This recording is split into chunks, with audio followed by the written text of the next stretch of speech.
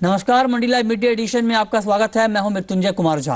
अगले आधे घंटे तक हम आपको कराएंगे कमोडिटी बाजार की उन तमाम खबरों से रूबरू जो आपको दिलाएगा मुनाफा। हम आपको बताएंगे कि बाजार के फंडामेंटल और टेक्निकल क्या कहते हैं। साथ ही हम बात करेंगे अंतर्राष्ट्रीय बाजार की खबरों की भी। और आज इन तमाम मुद्दों पर बातचीत करने के लिए हमारे साथ तीन खास मेहमान हैं। हमारे साथ हैं SSJ फाइनेंस के प्रियांक उपाध्याय मुंबई से। हमारे साथ हैदराबाद से जुड़े हैं कार्वी कॉमट्रेड के अरविंद प्रसाद, और साथ ही हमारे साथ अहमदाबाद से जुड़ी हैं एडलवाइज फाइनेंशियल की रेनिशा चेलानी। आप तीनों मेहमानों का बहुत बहुत स्वागत है कार्यक्रम में। सबसे पहले बात कर लेते हैं अंतर्राष्ट्रीय बाजार की खबरों की कि अंतर्राष्ट्रीय बाजार से किस तरह के संकेत देखने को मिल रहे हैं। चीन में फैक्ट्री आउटपुट बढ़ने की संभावना है। अगर ऐसा होगा तो ये बेस मेटल्स के लिए एक पॉजिटिव सिग्नल माना जाएगा, क्योंकि चीन दुनिया का सबसे बड़ा कंज्यूमर है मेटल्स का। दूसरी अहम खबर है बॉन्ड खरीद घटने की संभावना बढ़ी है लेबर मार्केट में सुधार होने पर। ये Fed Bank of Saint Louis की तरफ से ये खबर आई है, ये संकेत मिले हैं।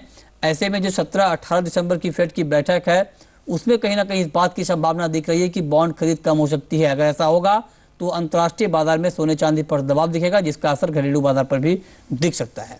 चलिए आप बात कर लेते हैं आज के बाजार की। 163 रुपये ऊपर है MCX पर गोल्ड, और चांदी में 375 रुपये की मजबूती है। आपसे जानना चाहेंगे प्रियांक, आपको लगता है कि जो ये बाजार की तेजी है टिकाऊ है, या फिर आपको लगता है कि जो तेजी आई है गोल्ड में ये बिकवाली का एक अच्छा मौका है?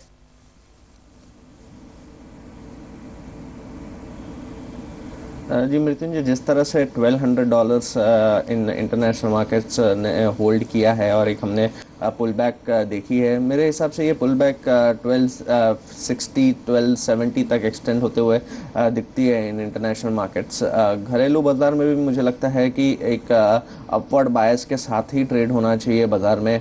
29,400 29,500 would be the likely targets for this pull back rally.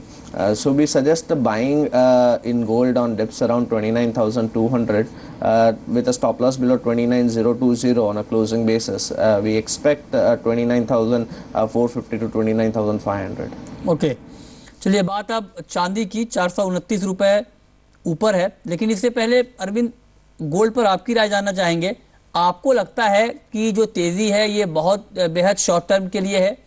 ऐसे में ट्रेड करने के लिए बहुत बड़े टारगेट के लिए बाइंग नहीं करनी चाहिए गोल्ड में? नो डाउट मार्केट में बहुत इंडिसेस चल रहा है अभी, और इंटरनेशनल मार्केट में जैसे अभी बताया गया कि $1,200 से अच्छा खासा रिकवरी देखने को मिल रहा है।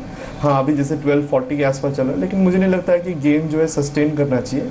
और ऑलरेडी इंडियन मार्केट में अगर देखें तो ऑलरेडी 150 से ज़्यादा रुपया अभी गेन देखने को मिल चुका है इंडियन गोल्ड में। तो मुझे लगता है थोड़ा बहुत और इंट्राडे गेन देखने को मिल सकता है। उसके साथ साथ रुपये में भी जो थोड़ा बहुत डेप्रिसिएशन देखने को मिल रहा है वो एक सपोर्टिव फैक्टर बन गया इंडियन गोल्ड को ऊपर जाने के लिए।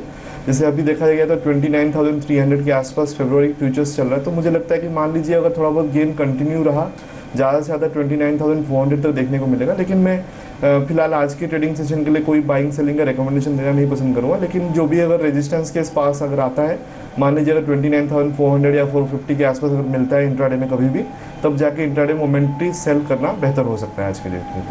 ओके, चलिए बात अब चांदी की। 400 रुपये ऊपर है MCX पर चांदी का भाव 44,624 रुपये के करीब है।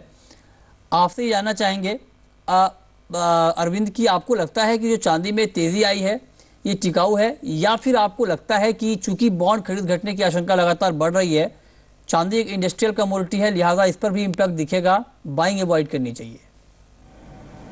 देखिए, अगर ग्लोबल फ्रंट से बात करेंगे तो सिल्वर में ऑलरेडी 0.5% का गेन देखने को मिल चुका है मार्केट में, और उसका इम्पैक्ट इंडियन फ्रंट में दिखा। और उसके साथ साथ रुपये का डेप्रिसिएशन का भी, दोनों मिलके 500 से 400 रुपये का गेन देखने को मिल चुका है। तो मुझे लगता है कि एक शॉर्ट टर्म में या इंट्राडे का अगर बात करें तो 45,000 तक आना पॉसिबल है। जैसे अभी चाइना का इंडस्ट्रियल प्रोडक्शन डेटा आया, वो 10% के आसपास ग्रोथ हो रहा है। तो मुझे लगता है वो एक थोड़ा सपोर्टिव हो सकता है इंडस्ट्रियल मेटल को, और उसके चलते हुए सिल्वर पे भी थोड़ा बहुत गेन मिल सकता है। तो मुझे लगता है अगर गोल्ड और सिल्वर का बात करें तो सिल्वर एक बेटर ऑप्शन होगा। इंट्राडे में एक और 200 से 250 रुपये का गेन के लिए बाई कर सकते हैं। जी, आपकी राय क्या होगी प्रियांक चांदी पर आज के लिए? आपका टेक्निकल चार्ट क्या कहता है, बाइंग या सेलिंग चांदी में?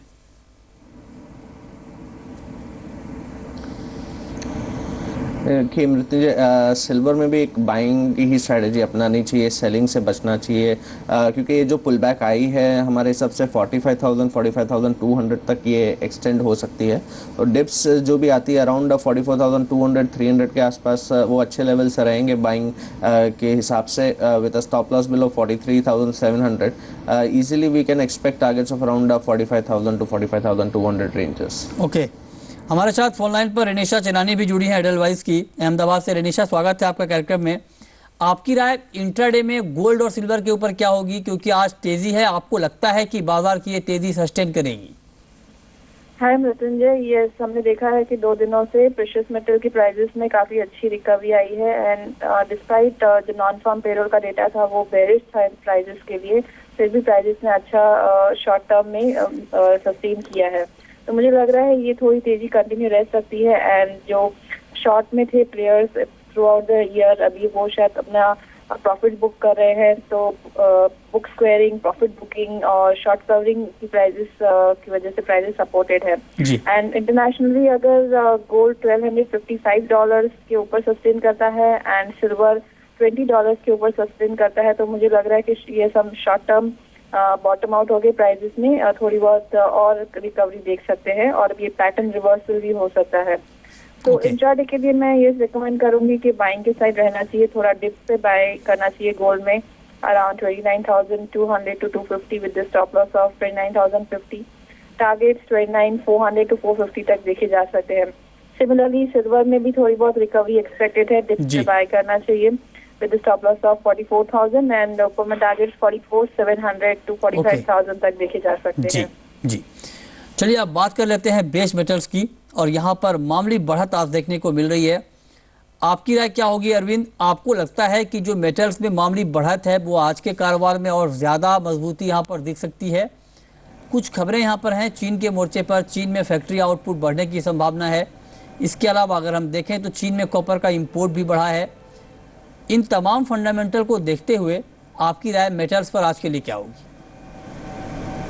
देखिए, अगर देखा जाए तो ये हफ्ते में ऑलरेडी मंडे कल के दिन में थोड़ा बहुत गेम देखने को मिला है इंटरनेशनल मार्केट में, स्पेशली एलएमई और कॉमेक्स में, और उसके चलते हुए इंडियन कॉप बेस मेटल्स में भी थोड़ा बहुत रिकवरी देखने को मिला है। और जैसे आज सुबह से एशियन मार्केट में देखें तो एलएमई में भी बेस मेटल्स ऊपर चलते हैं। और अभी जैसे कि चाइना का इंडस्ट्रियल प्रोडक्शन डेटा थोड़ा अच्छा है 10% के आसपास, मेरे ख्याल से थोड़ा बहुत और गेन साइड पे रहना है। और दिन भर का अगर बात करें, जैसे कि आज यूके से और यूरोजोन से थोड़ा बहुत मैन्युफैक्चरिंग का डेटा बहुत भी एक्सपेक्ट कर रहे हैं, तो मुझे लगता है कि आज बेस मेटल्स का डे हो सकता है और थोड़ा बहुत गेन साइड पे रहना है। स्पेशली अगर बात करूँ तो मेरे को लगता है कि निकेल और एल्यूमिनियम में एक अच्छा बाइंग हो सकता है। और मैं बताऊं तो 853 855 के आसपास निकल को बाय करना चाहिए। एक शॉर्ट टर्म टारगेट 880 का देंगे और स्टॉप लॉस जो 840 के नीचे रखेंगे। और एल्यूमिनियम जैसे कि 106 107 के आसपास चल रहा है, तो मेरे ख्याल से वो एक बेटर बाय हो सकता है। हालांकि अगर कॉपर का बात करें, जैसे कॉपर में थोड़ा बहुत कल रिकवरी हुआ था और अभी 447 448 के आसपास चल रहा है, मुझे लगता है कि उसमें गेन जो है थोड़ा लिमिटेड हो सकता है। नो डाउट अगर 451 लेवल इंडियन मार्केट में ब्रेक हो जाए तो डेफिनेटली मार्केट में और एक 3 से 4 रुपए का तेजी देखने को मिलेगा। लेकिन अगर मैं बताऊं बेस मेटल्स में होगा तो मेरे हिसाब से निकेल और एल्यूमिनियम एक बेस्ट बाई हो सकता है आज के ट्रेडिंग सेशन में। प्रियंक, आपकी राय क्या होगी इंट्राडे में कॉपर, जिंक, लेड, निकिल पे?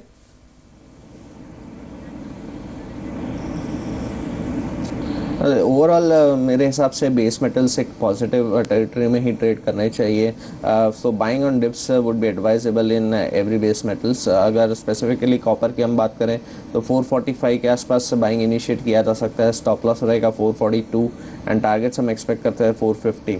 Among the all the base metals हमारे टॉप पिक जिंक में रहेगी। जिंक ने अच्छा खासा एक ब्रेकआउट दिया है, 117 के ऊपर सस्टेन कर रहा है प्राइसेस। मेरे हिसाब से ये 119 to 120 तक एक्सटेंड हो सकते हैं in short to medium term. तो जो भी डिप्स आती है अराउंड 117 के आसपास वहाँ पे बाइंग इनिशिएट किया जा सकता है with stop loss below 116 and we could expect targets of around 118.5 followed by 119.5। Okay, Renisha, आपकी राय क्या होगी ओवरऑल मेटल्स पे? अगर हम देखें तो आज थोड़ी बहुत बढ़त है, आपको लगता है कि बाजार में थोड़ी बहुत और रौनक लौटेगी या फिर आपको लगता है कि दायरे को फिलहाल तोड़ना मुश्किल है?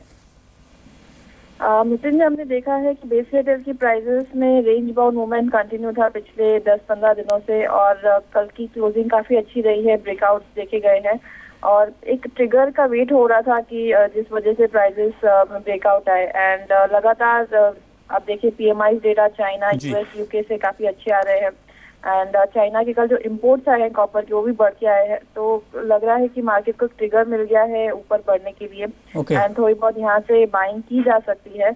बहुत ज्यादा मुझे अपसाइड नहीं लग रहा है, पर at least for a short term ये तेजी कंटिन्यू रहेगी। मैं कॉपर में बाइंग रेकमेंड करूंगी on dips around 446 for the target of 450 to 451। Lead में भी बाइंग की जा सकती है जी, 28.5 for the target of 130। Okay, overall short term में मुझे पॉजिटिव लग रहे हैं बेस मेटल्स। चलिए, शॉर्ट टर्म में पॉजिटिव है। रेंज बाउंड ट्रेडिंग को ब्रेक किया है जी। चलिए, बात अब कर लेते हैं कच्चे तेल की। 36 रुपये ऊपर है MCX पर भाव। अंतर्राष्ट्रीय बाजार में भी थोड़ी बहुत मजबूती है और बाजार में इस बात की संभावना है कि अमेरिका में लगातार दूसरे हफ्ते कच्चे तेल का स्टॉक घट सकता है। इस आशंका को देखते हुए कीमतों में थोड़ी बहुत तेजी आई है, डिमांड भी बढ़ने के संकेत हैं। आपको लगता है अरविंद कि क्रूड में अगर कोई ट्रेड करना चाहता है तो 6000 के आसपास एक बाइंग का लेवल बनता है? देखिए, मैं एक चीज़ बताना चाहूँगा क्रूड ऑयल में, जैसे कि पिछले 2 हफ्ते में इन्वेंट्री फॉल होते हुए देखने को आया। पिछले हफ्ते में हम 12,000 मिलियन बैरल्स का थोड़ा बहुत क्रूड का स्टॉक्स डिक्लाइन हुआ था और इस बार का जो एक्सपेक्टेशन डिपार्टमेंट ऑफ एनर्जी से है कि -3,000 का फॉल होएगा, लेकिन मुझे लगता है कि उसका इम्पैक्ट कुछ ऑयल में ज़्यादा देखने को नहीं मिला है पिछले हफ्ते में। इनफैक्ट लास्ट 5 ट्रेडिंग सेशन का अगर देखा गया तो क्रूड ऑयल में लेस देन $1 का मूवमेंट हुआ है। आज जो अभी इंट्राडे में 36 रुपये का गेन देखने को मिल रहा है। बेसिकली एशियन मार्केट में थोड़ा बहुत जो क्रूड ऑयल ऊपर गया है और उसके साथ साथ रुपये का जो डेप्रिसिएशन हुआ है। जी जी। मुझे लगता है कि जब तक क्रूड ऑयल का इन्वेंट्री का एक्चुअल फिगर नहीं देखते हैं तो मार्केट में थोड़ा कॉशियस रहना बहुत जरूरी हो जाएगा। और जैसे अभी 97.70 के आसपास चल रहे हैं, मान लीजिए अगर $98.30 $98.50 अगर ब्रेक नहीं होता है तो डेफिनेटली मार्केट में करेक्शन आएगा। और इंडियन मार्केट में जैसे भी मान लीजिए 598085 का चल रहा है, तो मुझे लगता है कि 6030 में एक अच्छा रेजिस्टेंस हो सकता है। मैं ये नहीं बता रहा हूँ कि मार्केट में बाई नहीं करना चाहिए, लेकिन मार्केट में थोड़ा बहुत अभी कॉशियस अप्रोच रहना चाहिए और कल शाम तक इंतजार करके फ्रेश ट्रिगर मिलने के बाद ही अपन ट्रेड करना बेटर होएगा। प्रियांक, आपका टेक्निकल चार्ट कच्चे तेल को लेकर क्या कहता है? 2 तरह के फंडामेंटल बाजार में एक साथ चल रहे हैं। एक तो अमेरिका में आर्थिक आंकड़े अच्छे आ रहे हैं जो कि डिमांड बढ़ने के संकेत हैं, क्योंकि अमेरिका दुनिया का सबसे बड़ा कंज्यूमर है। लेकिन इसके साथ साथ इस बात की भी आशंका बढ़ रही है कि जो अच्छे आर्थिक आंकड़े आ रहे हैं, ऐसे में बॉन्ड खरीद घटने को लेकर दबाव बढ़ रहा है। अगर बॉन्ड खरीद कम होता है, लिक्विडिटी कम होती है, तब क्या इम्पैक्ट देख रहे हैं आप कच्चे तेल पर?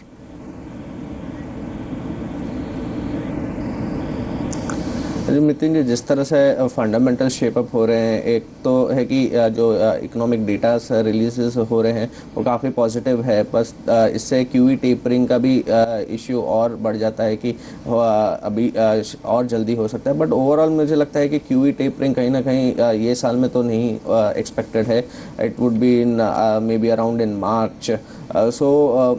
जिस तरह से मोमेंटम बिल्टअप हो रहा है एंड जिस तरह से 95 के ऊपर इंटरनेशनल मार्केट्स में क्रूड सस्टेन कर रहे हैं, मेरे हिसाब से ये एक बार 99 से $100 के रेंज तक जा सकता है रैली। ओवरऑल मेरा व्यू बुलिश रहेगा from the short term perspective. 5960 5950 के आसपास बाइंग इनिशिएट किया जा सकता है with a stop loss below 5910 and we can expect targets of around 6050 to 6070। Rinisha, आपका व्यू क्या होगा कच्चे तेल पर? आज के लिए बाई करना चाहिए? प्रियंक ने जैसे कहा कि क्रूड ऑयल में QE टेपरिंग की वजह से अच्छी शॉर्ट कवरिंग आई है and yes prices are moving towards $100 and जिस तरह से पॉजिटिव मैक्रो इकोनॉमिक नंबर्स आ रहे हैं यूएस से, ये शॉर्ट टर्म थोड़ा पॉजिटिव लग रहा है। काफी सेल ऑफ आया है तो ये शॉर्ट कवरिंग ड्यू था एंड $98 की जो रेजिस्टेंस है, ऐसे क्रूड तोड़ता है तो $100 तक प्राइसेस में एक्सपेक्टेड है कि नेक्स्ट रेजिस्टेंस रहेगा। फॉर द टाइम बिंग आज इंट्राडे 97 टू $98 के रेंज में क्रूड ऑयल एक्सपेक्टेड ट्रेड करेगा, तो मुझे लग रहा है थोड़ा डिप्स पे बाइंग की जा सकती है। 59 60 70 के आसपास बाइंग करके for the target of 6020 and ज्यादा 6000 के ऊपर प्राइसेस सस्टेन कर दी है तो ही फर्दर रैलीज एक्सपेक्टेड, अदरवाइज यहाँ पे प्रॉफिट बुकिंग देखी जा सकती है। चलिए, अगर आप पोजिशनल ट्रेड करना चाहते हैं क्रूड में तो केडिया कमोडिटी का मानना है कि आप बाइंग कर सकते हैं शॉर्ट टू मीडियम टर्म के लिए 5950 पर। टारगेट होगा 6080 का, स्टॉप लॉस आप 5900 के लेवल पर लगा सकते हैं। बिल्कुल संक्षेप में अरविंद, नेचुरल गैस पर आज के लिए आपकी कॉल क्या होगी?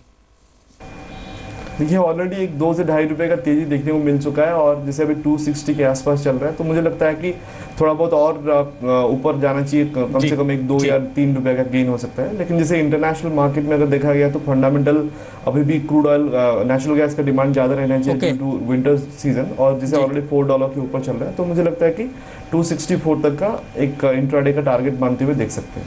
आपकी राय क्या होगी प्रियांक आज के लिए नेचुरल गैस पर?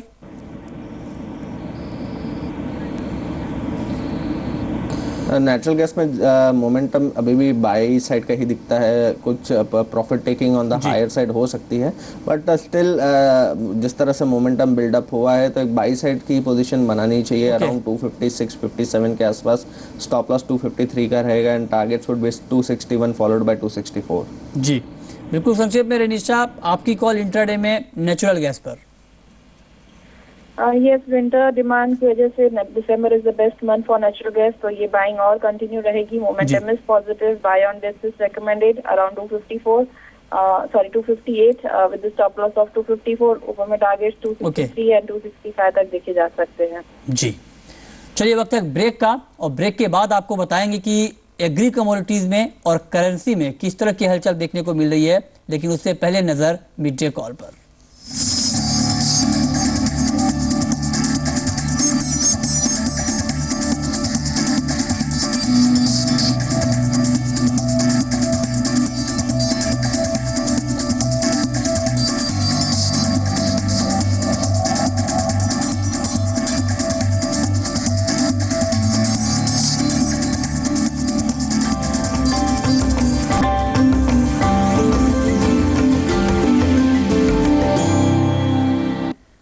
ब्रेक के बाद भी आपका स्वागत है, और आइए अब बात कर लेते हैं करेंसी मार्केट की चाल क्या देखने को मिल रही है। कल करेंसी में तेजी थी, लेकिन आज दबाव है।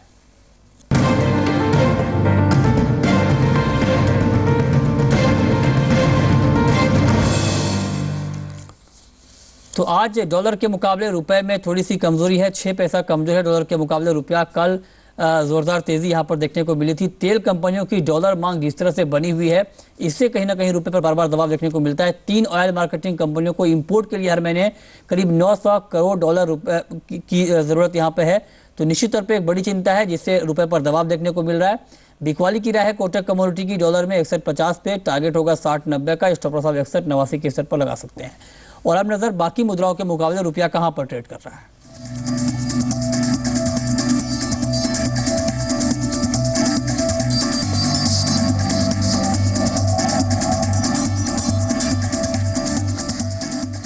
और अब बात कर लेते हैं एग्री कमोडिटीज की, तो लाल मिर्च में जोरदार तेजी है, 126 रुपए ऊपर है एनसीडीएक्स पर भाव। सप्लाई कम है, डिमांड ज्यादा है, इसका इंपैक्ट साफ तौर पे देखने को मिल रहा है। अरविंद, आपको लगता है कि बाजार की तेजी कंटिन्यू रहेगी? जी हाँ, मेरे ख्याल से जैसे 2 दिन प्राइस में थोड़ा बहुत करेक्शन होने के बाद जैसे आज थोड़ा बहुत गेन देखने को मिला है, ऑलमोस्ट 2% ऊपर चल रहा है, तो मुझे लगता है कि चिल्ली में थोड़ा बहुत बाइंग प्रेशर रहना चाहिए। और शॉर्ट टर्म का अगर बात करेंगे जैसे कि 6950 से लेकर 7000 के आसपास का भी टारगेट दे सकते हैं, तो मुझे लगता है कि थोड़ा बहुत इंट्राडे टिप्स अगर मिल जाए तो बाइंग करके उसमें चलना बेहतर होगा, और कम से कम एक 2 से 3% का तेजी जो है अगले 1-2 दिन में टारगेट मान के जा सकते हैं। जी, लॉन्ग टर्म में लाल मिर्च पर आपकी राय क्या होगी अरविंद? देखिए, अगर लॉन्ग टर्म का बात करें तो मेरे ख्याल से अभी इस सीजन को अगर नज़र रखते हुए मेरे ख्याल से 7200 से लेकर 7500 तक का भी मैक्सिमम टारगेट मान सकते हैं चिली प्राइसेस में। जी चलिए आगे बढ़ते हैं और बात कर लेते हैं हल्दी की। और हल्दी में अगर देखें तो यहाँ पर करीब 32 रुपए की नरमी है, 4936 का भाव है। अरविंद, टर्मरिक पर आपका व्यू क्या होगा आज के लिए? देखिए, मैं अप्रैल कॉन्ट्रैक्ट में कॉल देना पसंद करूंगा, जो अभी मोस्ट एक्टिव हो जाएगा दिसंबर के बाद, और जो अभी थोड़ा बहुत ऊपर चल रहा है 5880 के आसपास चल रहा है, तो मुझे लगता है कि उसमें बाई साइड पे रहना बेहतर होगा। और वॉल्यूम भी धीरे धीरे उसमें पिकअप हो रहा है, तो मुझे लगता है कि 6050 से लेके 6200 का भी टारगेट मान सकते हैं शॉर्ट टर्म के लिए। और किसी को अगर शॉर्ट टर्म का इन्वेस्टमेंट करना है तो टर्मरिक प्राइसेस में, तो उसको 5850 से लेकर 5800 के आसपास बाई करना चाहिए, 6200 का टारगेट देना चाहिए, और स्टॉप लॉस जो है 5600 के नीचे मेंटेन करना है। चलिए बात अब चने की 1% से ज़्यादा की गिरावट देखने को मिल रही है, 2891 का भाव है एनसीडीएक्स पर। आपको लगता है कि फंडामेंटली बाजार कमज़ोर है, या फिर आपको लगता है कि जो गिरावट है इस पर बाइंग हो सकती है? No doubt the fundamental on chana is still bearish, और जैसे कि अभी अभी रबी क्रॉप है और उसका जैसे कि एस्टिमेशन अभी हो रहा है कि इस साल का प्रोडक्शन भी कंटिन्यूड रहेगा, ज़्यादा रहेगा। This is the 5th consecutive year कि हमको लगता है कि प्रोडक्शन ऊपर रहना चाहिए चना का। उसके चलते हुए मेरे ख्याल से प्राइसेस में डेफिनेटली प्रेशर रहेगा, और हमको अभी फ्यूचर कॉन्ट्रैक्ट में अगर ट्रेड करें तो नेक्स्ट कॉन्ट्रैक्ट में मूव होना चाहिए। अगर जनवरी का बात करें तो मेरे हिसाब से 3070 से लेकर 3080 के आसपास सेल करना चाहिए, और 3000 का टारगेट दे सकते हैं। स्टॉप लॉस जो है 3120 के ऊपर मेंटेन करेंगे। ओके, चलिए अब देख लेते हैं कि लाल मिर्च में जो जिस तरह से तेजी है, ऐसे में हाजिर बाजार से क्या संकेत मिल रहे हैं। इस पर बातचीत करने के लिए हमारे साथ फोन लाइन पर गुंटूर से जुड़े हैं डूंगरचंद कानूनगो जी, आपका स्वागत है। आपसे जानना चाहेंगे, आपको लगता है कि फंडामेंटल बाजार के मजबूत है, डिमांड ज्यादा है, सप्लाई कम है, इसलिए दाम बढ़ रहे हैं? बिल्कुल सही बात है, डिमांड ज्यादा है, अरेवल्स कम है और एक्सपोर्ट बहुत ज्यादा है। चाइना का भी डिमांड है। फिलहाल मिर्ची अभी और नया आवक आने में अभी समय लगेगा। मिर्च में तेजी बनी रहेगी। कितनी तेजी आप देख रहे हैं शॉर्ट टर्म में? शॉर्ट टर्म में सर 200-300 रुपया और बढ़ सकता है। बहुत बहुत शुक्रिया आपका इस पूरी जानकारी के लिए। तो शॉर्ट टर्म में 200 से 300 रुपए तक की और तेजी की संभावना यहाँ पर जता रहे हैं। चलिए आगे बढ़ते हैं और अब बात कर लेते हैं ग्वार की। तो ग्वार में कमजोरी है, डिमांड कम है, उत्पादन बढ़ने की संभावना है। उत्पादक क्षेत्रों में ग्वार सीड की आवक करीब 1.25 लाख बोरी की है, तो निश्चित तौर पे सप्लाई का प्रेशर है। आपको लगता है अरविंद कि ऐसे में फिलहाल बाइंग को अवॉइड करना चाहिए ग्वार में?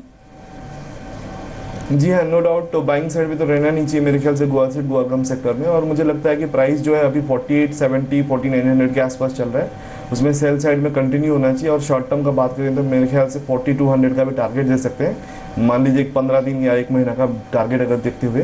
अगर आज का बात करें तो 4860 से लेकर 4880 के आसपास सेल करना चाहिए। 4740 का टारगेट दे सकते हैं इंट्राडे के लिए, और स्टॉप लॉस जो है 4930 के ऊपर मेंटेन करेंगे। सोयाबीन में तेजी है, एक्सपोर्ट डिमांड अच्छी है, अराइवल कम है। आपकी राय सोयाबीन सोया तेल पर क्या होगी आज के लिए? देखिए, फंडामेंटल को देखते हुए जो भी आज रिएक्शन देखने को मिला वो ऑलरेडी एक 40-50 रुपए का गेन देखने को मिल चुका है। नो डाउट फंडामेंटल्स अभी भी बुलिश है, और मेरे को लगता है कि शॉर्ट टर्म में वो प्राइस ऊपर भी जाना चाहिए।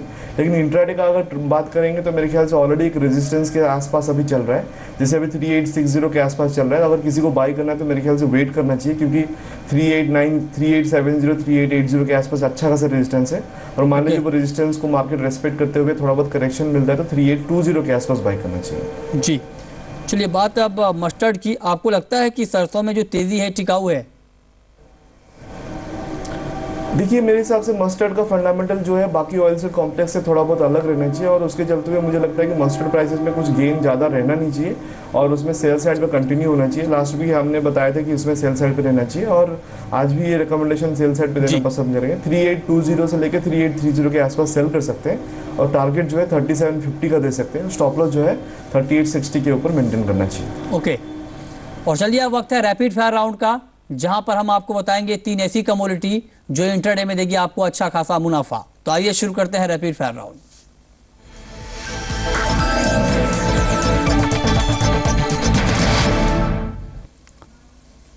हमारे साथ तीनों खास मेहमान बने हुए हैं। प्रियांक, आपकी रैपिड फायर कमोडिटी आज के लिए क्या होगी?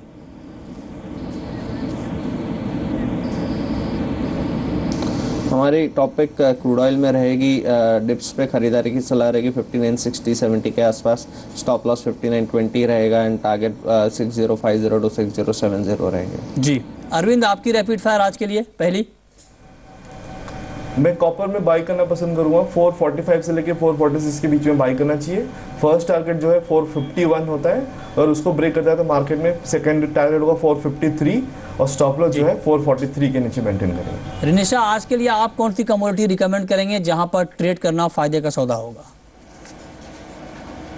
जी, आज मुझे लग रहा है कि बेस मेटल्स काफ़ी अच्छे आउट परफॉर्म कर सकते हैं, क्योंकि उन्होंने रेंज बाउंड ट्रेडिंग में ब्रेकआउट दिए हैं। सो लेड में मैं बाइंग करना रेकमेंड करूंगी around 128.5 with the stop loss of 127.5, targets 130।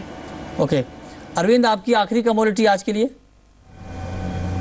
मेरे हिसाब से चना को सेल साइड पे रहना बेहतर होगा, और दैट इज जनवरी कॉन्ट्रैक्ट 3065 से लेकर 3070 के बीच में सेल करेंगे। 3020 से लेकर 3000 का टारगेट देंगे, और स्टॉप लॉस जो है 3100 के ऊपर मेंटेन करेंगे। चलिए, बहुत बहुत शुक्रिया अरविंद प्रसाद आपका, प्रियंक उपाध्याय आपका, और रेनिशा चैनानी आपका इन तमाम कमोडिटीज पर हमारे दर्शकों को अपनी राय देने के लिए। और अब नजर टॉप पिक पर।